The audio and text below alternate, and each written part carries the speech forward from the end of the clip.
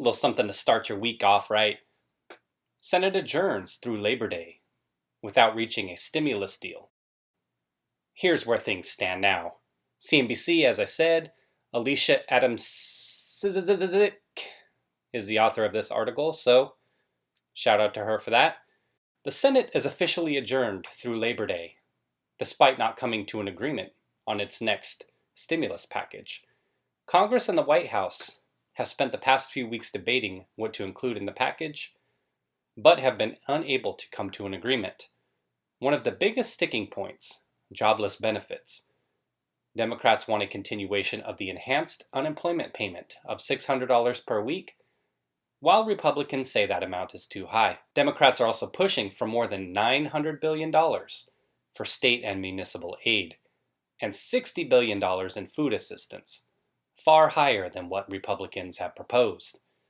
House Speaker Nancy Pelosi said the two sides would not strike a deal until Republicans added $1 trillion in aid to their bill. Why one? 2, 3. Keep on printing that money. She came out last week, I think it was last week, and said her and Chucky Schumer were great negotiators, basically saying the Republicans were going to give in. And we did see a little bit of that. I'm not saying that's totally the case, but there was a lot of pork in the very first stimulus bill, right? If you recall, there was a lot of money for PBS, something for the Kennedy Center, I believe it was, $25 million for that. So some useless pork in there, and there was probably some on the Republican side as well. But that means a new deal could be weeks away. Meanwhile, around 28 million Americans remain unemployed, and many of the relief provisions from the first stimulus package have dried up.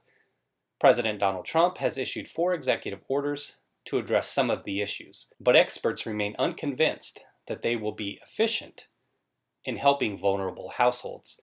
And this is something I had heard as well, that even with his executive order specifically pertaining to unemployment insurance, they said that even if that was something that he could do, that would be something that would still take states weeks to get ramped up.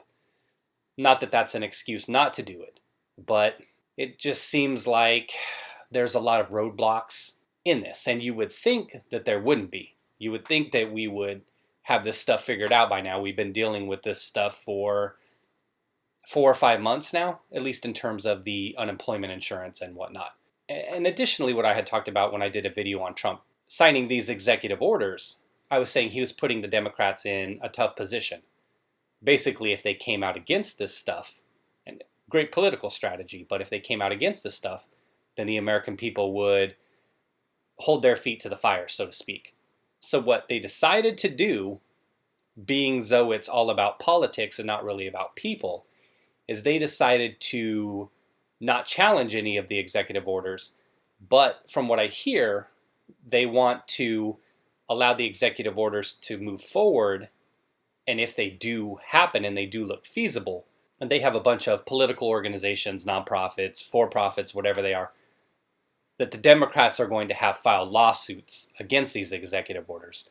So, we're not going to do it directly, of course. We would never get in the way of the American people, but behind our backs, hey, organization X, Y, and Z, go ahead and file these lawsuits against these executive orders. I still think you're walking a fine line there, Democrats, when you're trying to do something like that. Hopefully all sides in this get their stuff together and it doesn't come to that.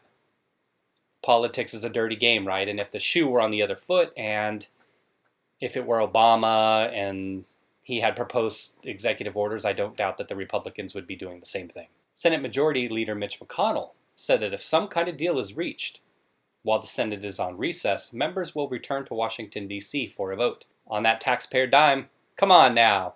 We can't have them vote via Zoom call? As the Senate breaks, here's where things stand on various stimulus issues, and we'll just buzz through these real quick. Eviction moratorium. The federal eviction moratorium expired at the end of July. Without further action, it is up to each state, and sometimes city, to extend their eviction moratoriums or let them expire. New York State just extended its ban through September. Fair enough, I'd expect other states to follow their lead. Trump's executive order aimed at eviction does not actually extend the moratorium. Rather, it instructs certain departments to consider whether temporarily banning residential evictions is reasonably necessary to prevent further spread of the 19. Let's think about that for a second. To consider whether temporarily banning it is reasonably necessary to prevent the spread. I don't think it's really about the spread of the 19 per se. I don't think that it's a health issue. What do you think? More of a financial issue. I guess I could say I don't fully understand what the aim of that is there. If that's really the aim, to me it seems like more of a financial issue than a health issue. As many as 40 million Americans could face eviction, according to Emily Benfer, an expert on evictions and health justice lawyer. And hey everybody, I learned something new today. There is such a thing as a health justice lawyer. What is she doing? What does she do all day? I guess they're trying to tie the health side into it. Now, let me flip over to the original source because for whatever reason, this app I'm using here to block this junk that shows up on the side, it didn't show the text here. So if anybody's got a good app or something I can use to where I can have my screen look like this all the time, and it shows me all the text, please let me know. Stimulus checks. A second round of stimulus checks seems to be one of the less controversial provisions. Senate Republicans and House Democrats both proposed another round of $1,200 to $2,400 checks in their respective stimulus packages. But any additional check requires congressional approval, which means taxpayers wouldn't receive a payment anytime soon. I would imagine that this wouldn't be something that you should be looking forward to right now. I doubt one of these is going to show up in your mailbox in the next week or two. It would seem like the whole package would have to get done first. And that's what the Democrats were saying, is they didn't want to do it piece by piece. They wanted this giant bill, whereas Republicans were trying to parse it out. Student loans. Trump also ordered the Department of Education to continue deferring federal student loan payments through the end of the year. During that time, no interest will accrue for around 35 million borrowers. The pause is intended to be automatic, as was the initial deferral put into place by the CARES Act. I have no problem with this. Seems reasonable. And lastly, they talk about unemployment insurance. One of Trump's executive orders guarantees $300 per week in additional federal benefits for some workers and potentially $400 total, depending on how much money states have to give. But UI experts and state governors say it could take weeks for states to update their unemployment systems for the new rules and payout benefits. All right, there you go. So that's what I was talking about at the beginning of the video. So I'm glad they touched on that. Until that kicks in or Congress comes to a deal, the 28 million people currently collecting jobless benefits will receive their baseline state benefit, which varies depending on where they live. I need to look into whether or not the states are extending their time frame in terms of jobless benefits. I believe a lot of states have a 3-month maximum, 6-month maximum. Some have up to a year. I know there's been times where economic situations have been really bad and they've been extended, say from 6 months to a year. But a little link down here, it says it's not just the extra 600. Millions could exhaust all their jobless benefits by January. So let me just say something real quick. And it would be what I touched on before. If you have individuals, and granted we all have different amounts for our housing payments, I think that they are lying to us. Let me just be honest about that.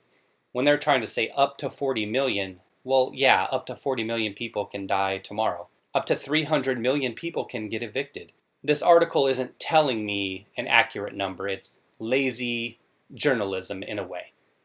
Give me an accurate number. I know it's just a projection. I know. And I know I can do the work for myself. And I need to look into that. But that's her job. I'm not a journalist. I'll never proclaim to be one. Give me a ballpark. Give me something to work with, because you can't tell me that people have been getting an extra $2,400 per month if they've got the boost, and that's just based on 4 weeks per month. And then let's just assume they get another couple $100 on top of that per week. On average, of course, on average, they could easily be getting $3,000, $3,500 a month to just go out and protest. Little jab in there. Anybody who was arrested for rioting, even if they weren't charged, in my opinion, should be disqualified from this stuff. We're not paying people to riot here. You can't tell me that somebody's getting $2,400 to $3,500, $3,600 per month, some cases more, and they can't afford to pay rent. And you can't tell me that there's 40 million people out there that are getting all this money that can't afford it. Now, there's individuals who aren't getting that much or who aren't getting any. Those individuals are the ones who need protection. And one last thing, is anybody out there watching this video on unemployment? Are you getting the boost? Leave me a comment. Tell me what you're getting. I would be really curious to know. I really would like to know what your situation's like. I see these stories, I hear the fear-mongering, stuff like that. I want to hear a legit story from somebody. Somebody watching this video, tell me what you're getting per week. What are you doing now that the $600 boost is gone? What your state is looking like in terms of offering you an extension, whatnot. You don't have to give me specific numbers. I should walk that back a little bit, but tell me how you're doing. Tell me what you're doing. Have you cut back your expenses? Are you able to pocket some in a way to kind of help you weather this storm, so to speak, because of this government indecisiveness? I would just like to know legitimately from somebody out there your real situation, or an individual who isn't getting any of the boost, who isn't getting unemployment. How are you doing it? How are you doing through all this? How's your job going? What are you saying in your rent? Are you dealing with the landlord at all? A mortgage? I mean, what's going on? I'd really be curious to hear from some people out there. All right, thanks for watching the video, everybody. All the best.